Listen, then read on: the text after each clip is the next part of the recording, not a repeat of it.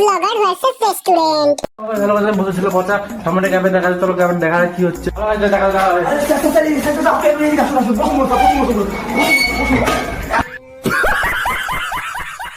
কি করছেন স্যার, কি করছেন আপনি? আপনি করছেন, আপনি আমাদের স্পেশাল ডিশ পাওয়া যায়, বিরিয়ানি ভাতা পাওয়া যায়, তারপরে খাসি মাংস পাপড় পাওয়া যায়। ये क्या है? আরো পাওয়া যায়, পাওয়া যায়। বলুন বলুন কি লাগে, কি লাগে?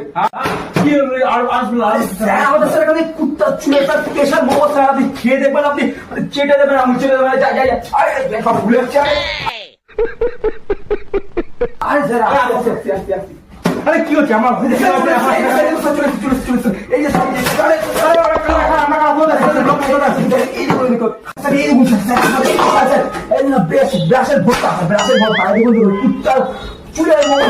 খেয়ে দেখবো একদম পাগল হয়ে যাবে, ভেবে গেছে। আমি খেয়ে দেবো, খেয়ে দেবো স্যার, খেয়ে দেবো স্যার, খেয়ে দেবো। ঠিক আছে আপনি জানান।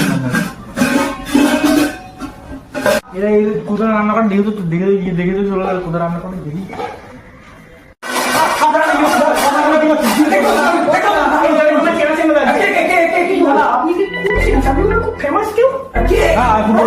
আপনাদের মনে হচ্ছে এই লোকটা ফুড ব্লগিং করে না? ও কি করেছে? কি করেছে? আমাদের পাশের দোকানে কিন্তু উল্টো পাল্টা বলেছে, চ্যানেল এখন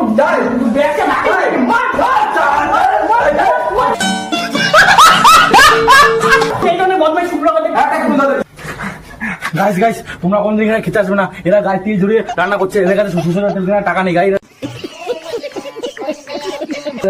তিল ঝুড়িয়ে রান্না করছে। এরা কিন্তু এদেরও রান্না করে, এদের মানে ব্যবসা লাটে তুলে দাও, এদের কেউ খেতে আসবে না, এদের খুব বাজে রান্না করে, ঠিক আছে? এদের ব্যবসা লাটে তুলে দাও, ঠিক আছে? তোমার সবাই ট্যাগ করে কেউ রান্না করে, ঠিক আছে? তোমার ভালো লাগলে কমেন্ট করো, লাইক করো, শেয়ার করো।